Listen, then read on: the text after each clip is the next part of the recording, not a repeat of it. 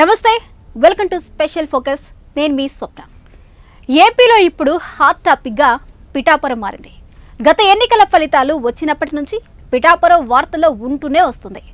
జనసేన అధినేత పవన్ కళ్యాణ్ అక్కడి నుంచి ఎమ్మెల్యే గెలవడమే దీనికి కారణం. అయితే కూటమి పొత్తు ధర్మం పాటించి సీటు త్యాగం చేసి పవన్ విజయానికి కృషి చేసిన టీడీపీ ఇన్ఛార్జ్ వర్మపై ఇప్పుడు జన సైనికులు కుట్రలు చేస్తున్నారా? వర్మకు ఎమ్మెల్సీ రావడంలో అడ్డుకట్ట వేసింది ఎవరు? పిఠాపురంలో టీడీపీని లేకుండా చేయాలని ఎవరు ప్లాన్ చేస్తున్నారు? వర్మపై వైసీపీ ముద్ర వేసి పబ్బం గడుపుకుంటుంది ఎవరు?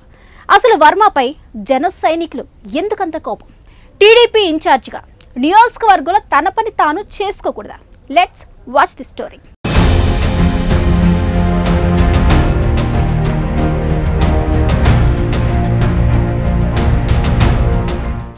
జన సైనికులకు వర్మ పేరు ఎందుకో సరిపడదు. ఆ పేరు ఎత్తితే జన సైనికులు శివాలెత్తిపోతారు. ఆ పేరు ఎవరిదో కాదు, రామ్ గోపాల్ వర్మది. రామ్ గోపాల్ వర్మతో జన సైనికులకు ఆగర్భ శత్రుత్వం ఉంది. అయితే ఇటీవల మరో వర్మ పేరు కూడా జన సైనికులకు ఇష్టం ఉండడం లేదు. ఆయనే Pithapuram TDP in charge Shri Vatsavayi Satyanarayana Varma alias Pithapuram Varma. 2024 ఎన్నికల్లో పొత్తులో భాగంగా పవన్ కళ్యాణ్ కోసం సీటును త్యాగం చేశారు. కూటమి విజయం కోసం కృషి చేశారు. పవన్ కళ్యాణ్ విజయం కోసం పనిచేశారు.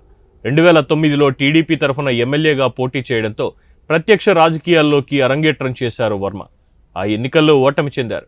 2014లో టీడీపీ టికెట్ ఇవ్వలేదు. దీంతో ఇండిపెండెంట్గా పోటీ చేసి విజయం సాధించారు. తర్వాత టీడీపీలో చేరారు. ఆ పార్టీ తరఫున టీవీ డిబేట్లలో పాల్గొనేవారు. 2019 ఎన్నికల్లో మరలా టీడీపీ నుంచి పోటీ చేసి ఓటమి చవిచూశారు.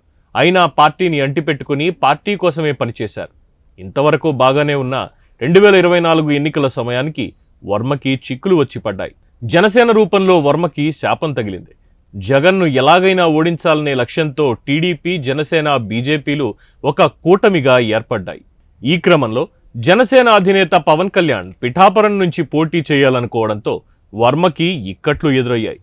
పవన్ కళ్యాణ్ పిఠాపురం నుంచి పోటీ చేస్తున్నారని తెలియడంతో టీడీపీ క్యాడర్ ఎదురు తిరిగింది.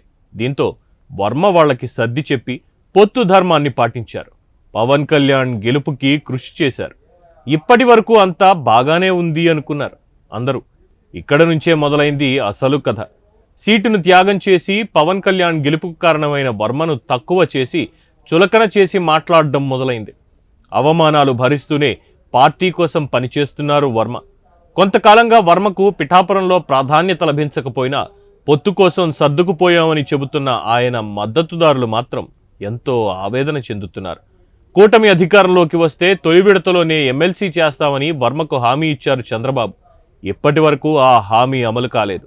ఆ ఎన్నికల్లో పవన్ గెలుపు కోసం వర్మ పనిచేశారు. తాజాగా జనసేన ఆవిర్భావ సభలో నాగబాబు తన సోదరుడు పవన్ గెలుపు వెనుక ఎవరైనా ఉన్నామని భావిస్తే అది వారి కర్మ అంటూ చేసిన వ్యాఖ్యలు టీడీపీ క్యాడర్కు ఆగ్రహం తెప్పించాయి.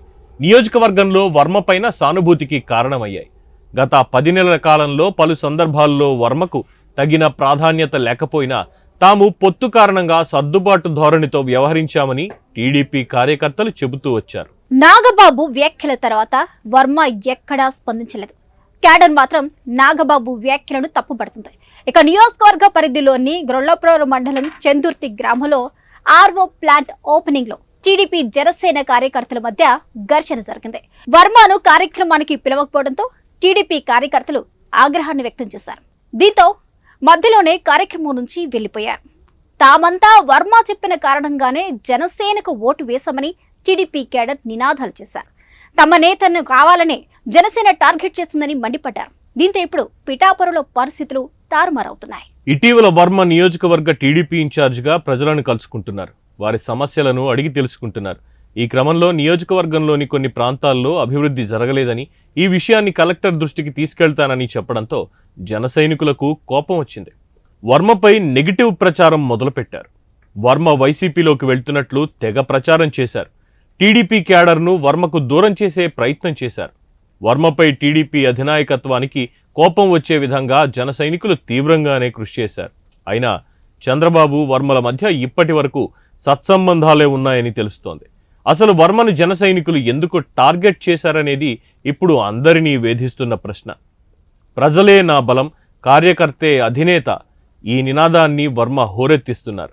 అంతేకాదు ప్రతి బుధవారం నియోజకవర్గంలో పర్యటిస్తానని స్వయంగా ప్రకటించారు. అటు కార్యకర్తల సమస్యలు అడిగి తెలుసుకుంటానంటూ ఆయన చేసిన ఒక పోస్ట్ ఇప్పుడు సంచలనంగా మారింది. దీంతో వర్మ బ్యాక్డోర్ పాలిటిక్స్ చేస్తున్నారని ముద్ర వేస్తున్నారు జన సైనికులు. మరోవైపు జనసేన మహిళా నేత ముద్రగడ పద్మనాభం కుమార్తె క్రాంతి వర్మపై సంచలన కామెంట్ చేసింది. వర్మకి పదవి రాకపోవడానికి డిప్యూటీ సీఎం పవన్ కారణం కాదని క్రాంతి తేల్చి చెప్పేశారు. అది టీడీపీ సొంత వ్యవహారం అన్నారు. మరి మీరు తేల్చుకోవాలని సూచించారు. ఈ కార్యక్రమంలో జనసేన పార్టీపై అక్కసు వెళ్లకక్కడం ఎంత మాత్రం తగదన్నారు. అంతేకాదు మీ బ్లాక్మెయిల్ రాజకీయాలు నచ్చక ముఖ్యమంత్రి మిమ్మల్ని పక్కన పెట్టారని ఎందుకు అనుకోకూడదు అంటూ ప్రశ్నించారు. రోగం ఒకటి అయితే మందు ఒకటి వేసిన చందంగా మీ పార్టీ మీకు ఛాన్స్ ఎందుకు ఇవ్వడం లేదో తెలుసుకోకుండా జనసేనను ఆడిపోసుకోవడం తగునా అంటూ వర్మను క్రాంతి ప్రశ్నించారు. మీరు చేసే చర్యల వలన ప్రజలకు నష్టం కలిగిస్తున్నారని ఎప్పుడైనా తెలుసుకున్నారా? అసలే కూటమి మధ్య ఐక్యత విచ్ఛిన్నం చేయాలని చూస్తున్న వైసీపీకి మీ చర్యలు దోహదం చేసేలా ఉన్నాయని అనిపించడం లేదా? ఇప్పటికే మీరు వైసీపీలోకి వెడతారని ఆ పార్టీ వాళ్ళతో టచ్లో ఉన్నారని వార్తలు వస్తున్నాయన్నారు. అందుకు తగ్గట్టుగానే వైసీపీ మీడియాలో మిమ్మల్ని హైలైట్ చేస్తూ కథనాలు రావడం నిజం కాదా అని ప్రశ్నించారు.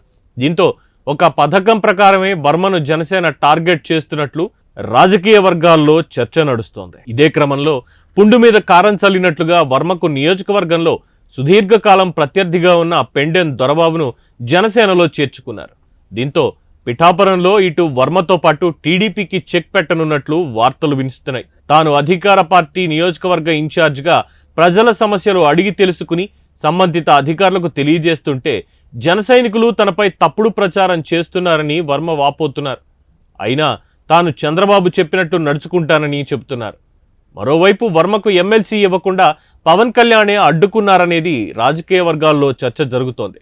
ఒకవేళ వర్మకు ఎమ్మెల్సీ ఇస్తే నియోజకవర్గంలో రెండవ పవర్ సెంటర్గా మారతారని అనుమానంతో జనసేన పెద్దలు భావించినట్లు తెలుస్తోంది.